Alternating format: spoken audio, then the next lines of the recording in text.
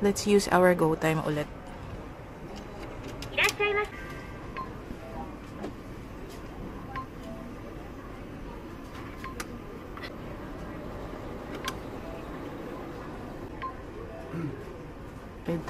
So let's withdraw 100,000.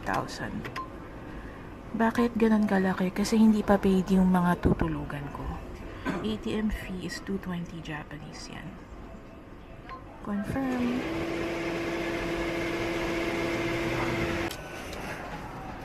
Dave? Are you sure you have everything? Thank you. Ayun na, that's it. That's how fast it is to withdraw. Can you guys see it? It says here na yung 100,000 yen is 38,900. So, I can just use GoTime again to tap for other transactions. Or I'll just use my cash. Mag-withdraw na lang tayo ulit kung kailangan. Not bad ah. Kasi sabi sa Google, dapat maano to eh. Magkano ba dapat sa Google?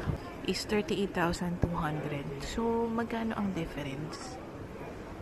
Medyo mahal din mga ano din 700 difference.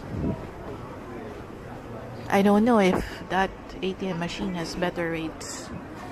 Kung mas may alam pa kayong better rates, sabihan nyo ako. Anyway, dito lang sa tabi yung bilihan ng SIM card, so bili na tayo ng SIM card.